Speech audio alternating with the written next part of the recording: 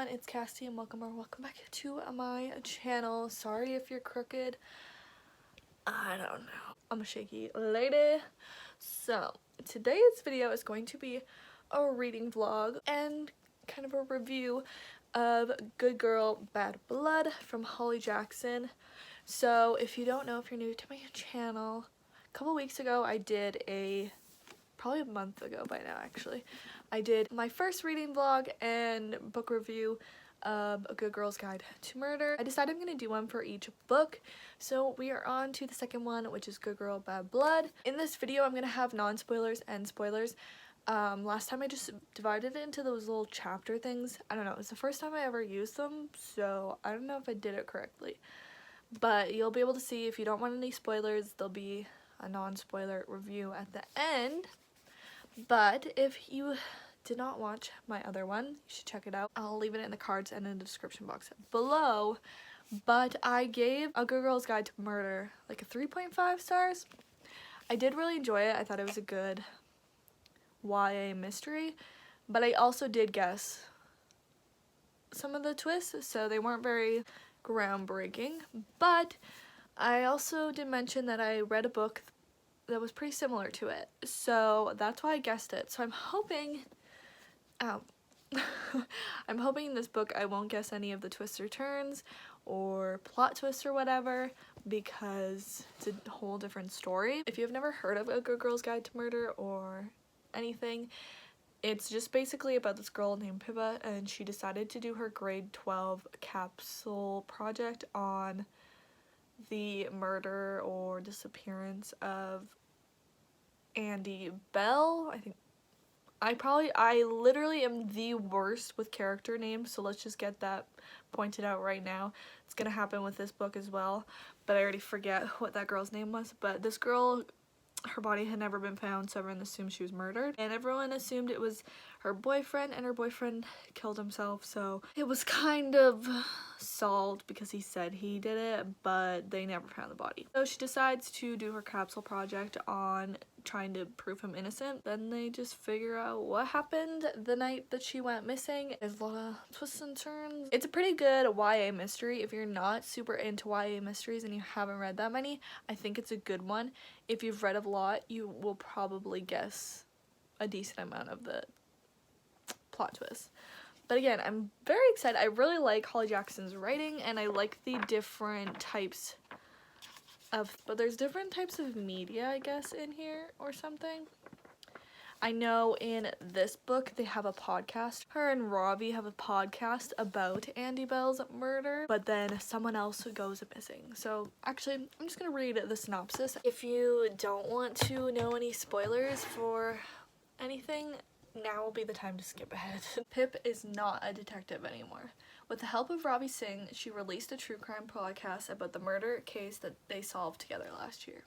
Though the podcast went viral, Pip insists that her sleuthing days are behind her, but when someone she knows goes missing and the police won't do anything, Pip has no choice but to investigate. Jamie Reynolds disappeared on the very same night the town hosted a memorial for the 6-year anniversary of the deaths of Andie Bell and Saul Singh. It has to be more than a coincidence. To track Jamie down, Pip follows a trail of clues, uncovering more of her town's dark secrets along the way. And this time, everyone is listening. But will she find him before it's too late? I thought it was a girl that goes missing, but maybe it's a boy. But I'm very excited. I also really like the red with the white. I think that's super cute. Today is, I was almost just said January. I don't know. I just have so much going on in my brain. I don't even know what month it is. It is April 15th when I am starting this. I think I'm going to start it today. I thought at least when I have makeup on, I would start this video, because I know on this channel, I never have makeup on when I do videos, so sorry. I am in the middle of another book in my TBR this month.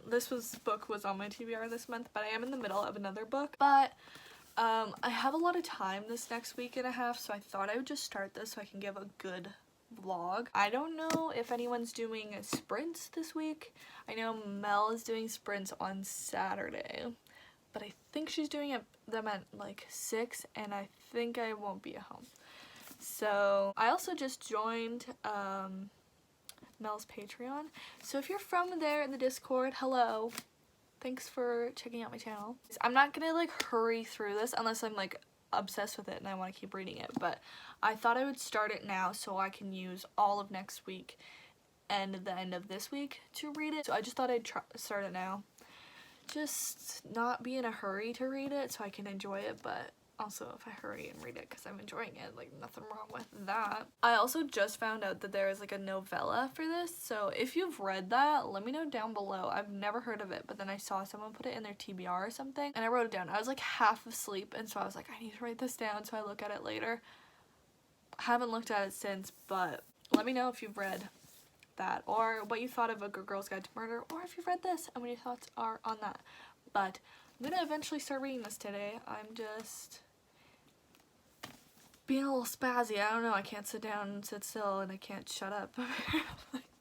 Just simmer down for a minute, but I'll check in with you later. It's like 4 now. I've started reading, but I was just showing this book I'm doing a weekly vlog for my other channel, and I thought my bookmark was just got pushed down because it's upside down. Holly Jackson, Good Girl, Bad Blood, whatever, the publisher. So I thought my bookmark was just upside down, but no. This is upside down, correct? So you would want it this way. But look, it's upside down. So they literally glued the pages in, or whatever they do, upside down. So that's cute. It's kind of fun.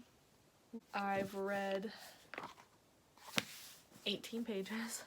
I like how there's already, like I said for the other book, I like when there's different kind of media. So like this one, even in the first 20 pages, there's like an article from, it says Newsday, an article about the podcast, which I really like how they, okay, my skin looks glowy and cute. What the heck?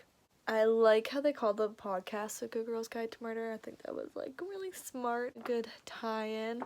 But yeah, I like how there was that news article, and now just where I stopped, they're about to do a podcast episode. So the first, like, they already put out the original 6, but the first actual in the book. I don't know how much reading I'm gonna do today.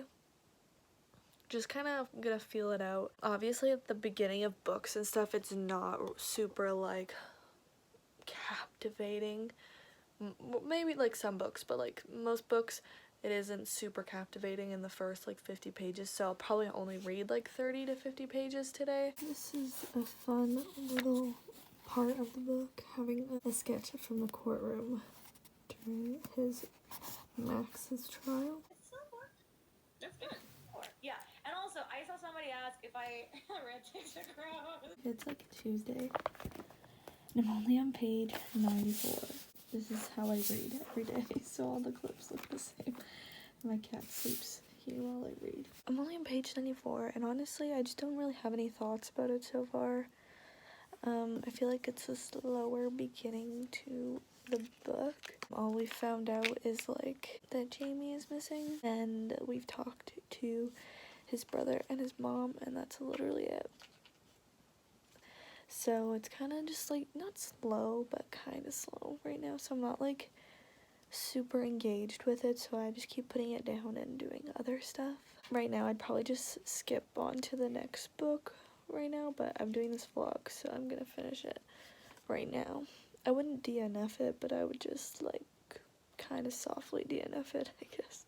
I literally have no theories or anything because there's just like nothing to go off of. I'm kind of sad that I'm not in love with it yet. Wednesday the 21st, it's like just about 1 o'clock, and I've been reading for 17 minutes.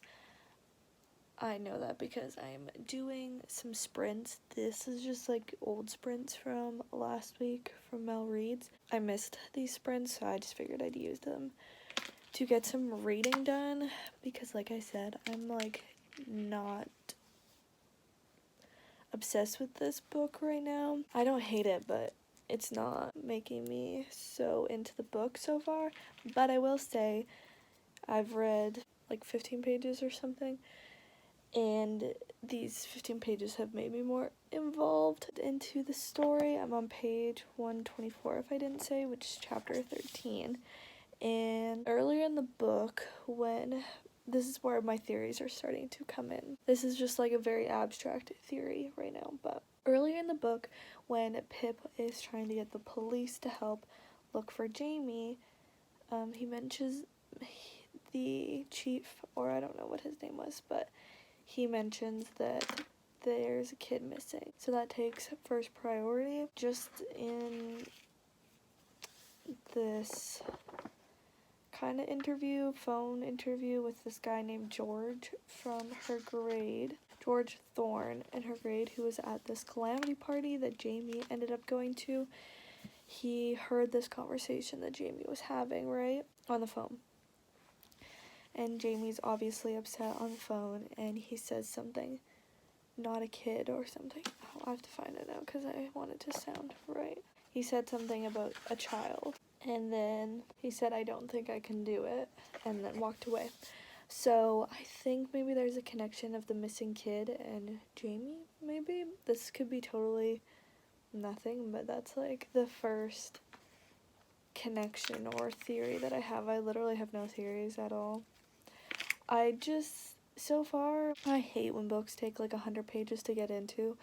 It's really annoying, but I'm hoping now I'll be more into it. I'm just doing these sprints just to get myself into the groove of reading this and get more damage done, and then, like I said, I might be more into it. So that's what I'm currently doing. So I thought I'd just come on here and let you know my first theory. Not really theory, but I'm gonna continue doing these sprints, and I'll let you know when I have more thoughts. I forgot to say this earlier, but I feel like I don't know the dad has anything to do with it. I don't know how to word it, but like the fact that he walked home alone the night that Jamie went missing, and then no one was home until a decent amount of time after he was home, supposedly. I kind of feel like that's gonna come up later on, like he wasn't home the whole time that he said he was home, you know? Does that make sense? So I feel like that's gonna come up later. They just found out that one of the knives is missing from their house. So I feel like Jamie took that to like protect himself. I'm reading it more. I'm on page 168. This person just emailed Pip Harry Scythe, and I swear they put that last name in earlier in the book, but I cannot remember why that name was brought up earlier. So I like hate that I have such a bad memory about stuff like that, because I feel like that's a clue, but I can't remember why the name Scythe, or like the last name Scythe, came up, because I know it came up because I thought of those books, the Scythe books. So I know it was a thing, but I can't remember why it got brought up, and I feel like it's gonna be important. So I just thought I'd say I remember it got brought up. I don't remember why. This part where they're like messaging Layla and they're like, "Hey Pip," or whatever, and then it's like you're getting closer. That's low-key really creepy. I'm like kind of creeped out, but now I'm on this page. Chapter 19, 184. Still watching sprints. I'm in the middle of a chapter, but I remember where we heard the name Scythe before. It's that, what's her name? Hillary F. Wiseman. Her son, or her kid's last name is Scythe, and there's Mary, Harry, and that's stupid. Mary, Harry, and Joe are the kids. I think that guy from the bookstore that emailed her, Harry Scythe, is the son of Hillary F. Wiseman, which they might figure out in this chapter, but I just wanted to say before they do. I was kind of wrong. I think that, because I just explained it on the next page, but Mary Scythe, I don't know why I'm shaking you. Mary Scythe is the person that works at the newspaper, and that's where the name got introduced, I think. She was the older lady earlier in the book at the newspaper. Harry and Joe are her sons, but Harry is definitely the one that works at the bookstore. I am on page 260, so I have about 140 pages left, just under that. So I'm glad with the damage I've done today, like 140 pages pretty much. The sprints that I was watching, that was just the last sprint. I read a bit longer than the last sprint because I wanted to get to a certain page, because there was a photo. I guess I'm showing spoilers, so I can show you. But I saw that there was this photo coming up, so I wanted to get to that. So it's just a picture of the knife that someone found. They were doing these searches with people from school, and someone found a knife. So that was a picture that I saw last that I wanted to get to. I don't know what my thoughts are right now. I feel like it'll just, like, my thoughts of the book overall will depend on the ending, which I guess makes sense, but also, like, I don't have overall feelings right now about the book in general, and I don't really have theories. The knife was by the abandoned farmhouse that Andy Bell her body was, so, like, obviously that has a storyline, but I just, like, have no thoughts, which isn't necessarily a bad thing, because like I said in my vlog for the first book, I don't want to know exactly what happens. Like, I don't want to guess it on, like, the first few bit of the book, so it's not necessarily a bad thing that I don't have theories, because then we know that it wasn't obvious from the beginning, which we love. But the fact that Pip is secretly questioning the dad, got that. But yeah, I honestly don't really even have anything to say, because I don't even know, like, I have no idea what it could be. I want it to be a happy ending, but I don't really want it to be a happy ending, you know? I'm like, oh, feel bad for the mom, or for the family or whatever, if it's a sad ending. But also if it's just like he's alive, it's kind of, yeah. So like I said, it just kind of depends on how everything pans out. I wanted, like, it'd be cool if I finished it today, but I am honestly almost feel like I'm kind of done for reading for the day. We'll see though, because it's only 5, so I might want to read a bit more, but I don't think I'll do overall that much damage in the book for the rest of the night, but maybe I could finish it tomorrow. It's literally all day today, all I've done is read, which again, not a bad thing. That's where I'm at. A stupid upside down book. But I'm gonna watch some Chicago Med now to just take a break from this story. Hi guys, so it is the next day, just about 11:30, and I thought I would come and that's my bookmark making all that noise. Come and update you on where I'm at in the book. So I read a little bit more after I said I was gonna stop reading. I got to page 310. Under 90 pages left, I think. I don't know, bad math. Oh, I know what it was. All I really have to say is, from those pages that I read after I last updated you, is the part where they find out the verdict for the Max Hastings trial is actually really sad. Like, I kind of actually teared up. Just, like, it actually felt, like, real, like, not real, but, like, I could really envision it when Pip went to back to Nat's to update her about the verdict of the trial. Like, that part, like, I could envision it in, like, real life or, like, a movie or whatever. So that part was, like, actually really sad. But I feel like something's gonna happen. Like, I don't feel like that's just the end of it. Also, when Pip got into that accident, when they're trying to follow what they think is Nat's boyfriend from the farmhouse, did it just, like, not, because I thought they hit something, they said, like, so did it not make any damage? Which I'm kind of confused. And also, all the people thinking she's just making it up, and, like, especially her friends, like that aunt and Lauren, thinking she just, like, made this up, is paying them to go with it, or, like, for Jamie to just, like, stay away for a little bit. That's so messed up, and I would literally punch that ant guy in the face. Like, she just pushed him. I would boom, boom, boom, boom, boom, boom, boom, boom, boom. Like, that is messed up. I don't even know why someone would, like, think like that. Like, I guess stupid people on the internet, maybe, but, like, your friends, like, that's... kick them to the curb and never look back and see ya never. That's so messed up. And, like, her parents are mad, which I get. Like, parents get, you know, they'd be mad about this. But also, like, if my kid pushed someone because the person said that they made up a missing person, I'd be like, okay, let me go rough them up, too. Just kidding. But I'd be like, okay, granted, probably shouldn't do that at school, but, like, I get why you did it. So, yeah, I have, like, less than 90 pages left, so I'm gonna finish this today, I think. I filmed the 2 things I needed to film today, and so I think I'm good to go to just read for the rest of the day. Oh, I do have a Sephora order that should be here today, so I might film that later, and I will talk to you when I have some more updates. I'm in the middle of, like, a chapter, just in the middle of, like, things getting figured out, but... so we just found out that Stanley Forbes is Child Brunswick, which I don't think I like that twist.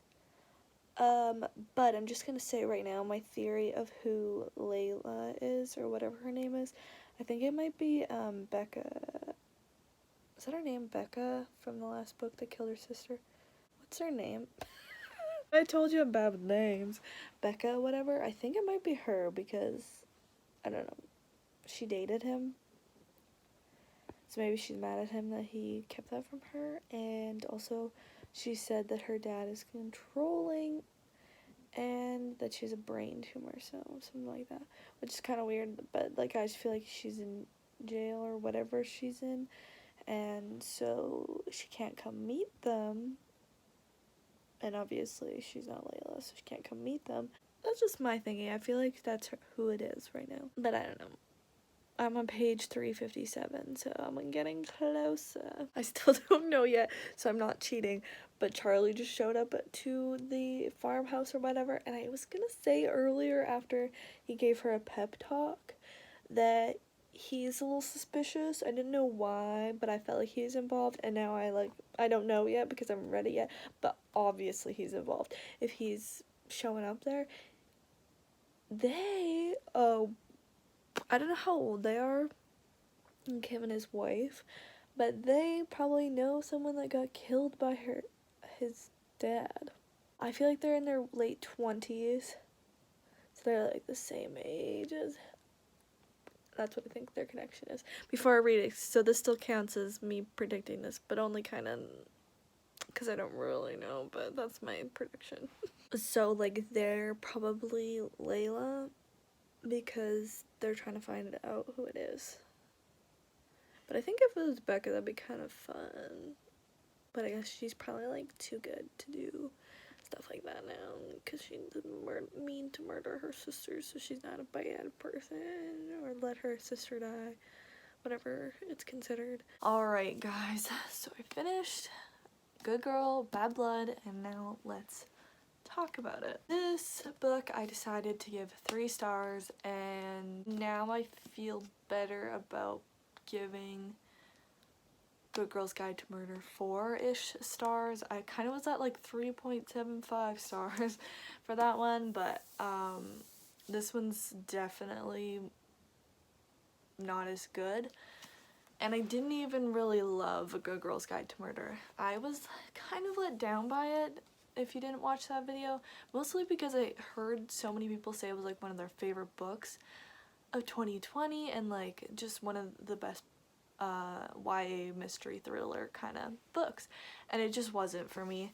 And this one's even lower on the scale, and that is not to say that this is a bad book. It's a good book. She's got great writing. It's just, well, let's just get into it. I had a really hard time getting into this book. The first 100 pages just weren't cutting it. I think a lot of it was because it was kind of saying where Pip was at. It wasn't anything like that gripping, and like we didn't know Jamie in the first book, so it wasn't like I was just racing to find out what happened to him in those first 100 pages that I was like worried about him, you know? Once I got past the 120 pages, I was into the book more. So let's just get that right out of the way. It was better once I got past those 120 pages, but I don't really like it when books take that long to get into. But I will say, if you did not know, I read The Cousins from Karen M. McManus in February, I believe, and this book also took about 100 pages for me to get into. But the difference between these two books is this one I would say I liked the ending. This one, I hated the ending. That's the difference. The ending on this was good, so it made it worth it. But this was like, I hated the ending. So, as you saw from the vlog, I was trying to figure everything out. One of my biggest issues was with A Good Girl's Guide to Murder was that I guessed what the big twist was. And so that was the reason I rated it lower, I think, than a lot of people did. But this book has an even bigger issue. The fact that there is literally zero chance that you will ever guess the twist. The fact that there's this serial killer from New York who had his son help him lure kids and help them so he could murder them, that is never, ever, ever mentioned in this book, A Good Girl's Guide to Murder. So how are we ever supposed to... Why? There's no clues to those being connected whatsoever. In my opinion, a good mystery, a good thriller, it's not obvious what happens, but when you look back on it, you see the clues to how it led up to that. There's no clues of how it led up to this on this, except for one. The one clue technically is that Stanley didn't automatically turn his head to his name because he had names before. That's like the clue. I hate that. I don't think it was a good twist. It just like did not make any sense, and I just kind of hated it. I was reading it and I was like, really? Like, that's how you're gonna do it? Have something that's not even mentioned before? It doesn't even have to be a theory. Just like in passing mention it. Like later they say how it's on, they talk about it on Pip's true crime podcast that she likes to listen to. They literally could have said she was listening to that podcast earlier in the book and it just would have been a little bit better. It's just like, and like Pip literally does it backpedaling. The character development is backwards. There's no development. She is treading backwards and becoming a way worse person. And I know in this book she struggles with, like, she doesn't need to be likable or whatever. That's not what I'm saying. I'm saying she's turning into a bad person. She's gonna have some type of break in who she is, and she's literally gonna go downhill fast. I actually read this on Goodreads because I went and put a little review for this, but the fact that she's so upset about Stanley dying, I get you don't want to watch anyone die and like anything like that, but she literally did not like him at the beginning of this book, and now she's like screaming at people on his behalf and like jumping in front of a gun for him. This is kind of weird. And like Charlie or whatever his name is, like, I guess it makes sense. They're new to town. They're following leads or whatever, but it's just like a character that you don't care about in this book. So it's just kind of like, why does he have such an important role in this? This was not the book that I was hoping for. I think I said this at the beginning of the vlog. I was hoping this one would be so much better than the first one since I didn't guess the first one. And I technically got my wishes because there was no way I was gonna guess this one. But it was too far of not guessing it that it was not enjoyable because you were just like, what the heck? That's stupid. So I'm like not disappointed in this book because it was still a fine book, but it was fine at best. I gave it 3 stars. I saw lots of reviews on Goodreads of this being 5 stars or just a little bit less good than the first one, but I don't believe that. And I thought the podcast would have a little bit more of a front row seat. It would have more of an importance, but it just kind of was back there, and they'd be like, oh, we recorded the update. Also, Max Hastings not going to jail. I'm hoping that they're setting something up to happen in the third book with him, like he gets murdered or something. And then Jamie was like, oh, he was such a good person even though he had me locked up in a bathroom for a week. He asked what I wanted for supper. That means he was so great. That's kind of like Stockholm Syndrome, you know? And now that Charlie and Flora or whatever are on the run, I assume that's what the third book is about, because at the end Pip is like writing down all the leads. So I will read the third book because I've put this much time into it. They're not very long. I don't hate it. I don't hate the world, but it just was a little disappointed by this. So would I recommend? I don't know. It kind of depends on how you felt about the first one. If you felt kind of mad about the first one, I don't know, I think you will hate this one. Now let's get into non-spoiler for all of you, if any of you are watching the non-spoiler part. This book I gave 3 stars. Feel better about giving A Good Girl's Guide to Murder 4 stars now that I read this and gave this 3 stars. The first 100 pages, not very good. Kind of had to push through. Was also reading another book at the same time, which if you know me, I never do because I can't focus on 2 things at once. But I wasn't really engaged in this book, so I just finished a book while I was reading this one. After the first 120 pages, I was like pretty into it.